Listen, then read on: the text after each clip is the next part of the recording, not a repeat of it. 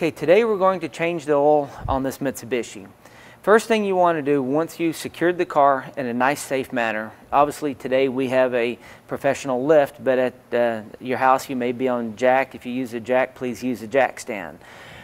First thing you want to locate is where the oil actually drains from and where the oil filter is. Right here is the oil drain. It's usually on the bottom of the oil pan, and right here is the oil filter.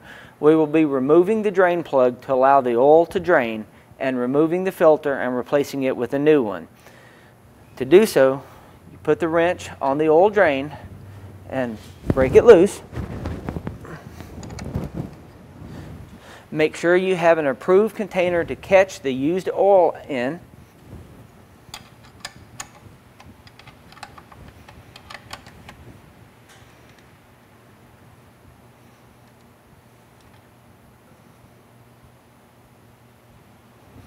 Which will drain like that. Now you would want to remove the filter. Also trying to catch any excess oil that comes out of the engine.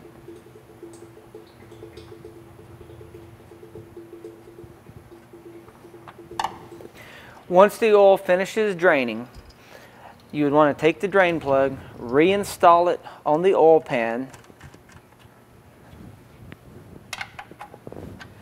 and tighten the drain plug.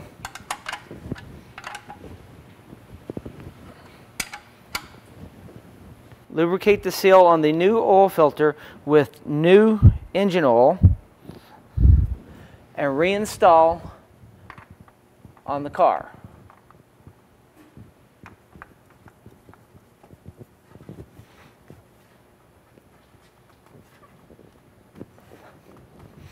Hand tight on the filters will usually suffice.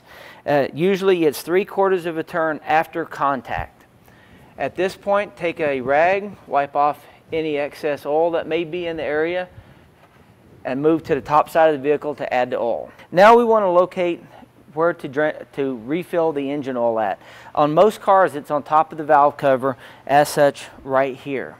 Simply remove the oil cap. I usually set it on the valve cover as not to forget it. And you would want to refill the engine with fresh oil. In this case, this car is taking the 5W30 engine oil. I always like to use the funnel to avoid spillage. Now you'd want to reinstall the oil cap and start the vehicle. The reason we started the vehicle was to allow the oil pump to transfer the oil throughout the engine to include filling up the oil filter. If you do not do that, you will get an incorrect reading the first time you go to check the oil level, which we're going to do right now. We now have a clean dipstick, so now we can get an accurate reading. Fully insert the dipstick into the tube. Maybe.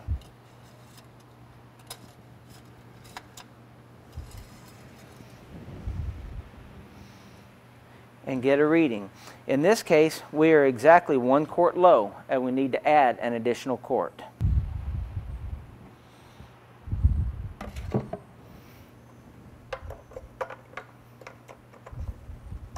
Now we're going to recheck the oil level again. At this point, there is no need to restart the car based on the fact that the oil filter is full from the first time we started it. Now the oil level is exactly correct. Always remember, each car is different as far as the viscosity of the oil that's required by the manufacturer. You always want to be sure of the type of oil that you're installing in your vehicle.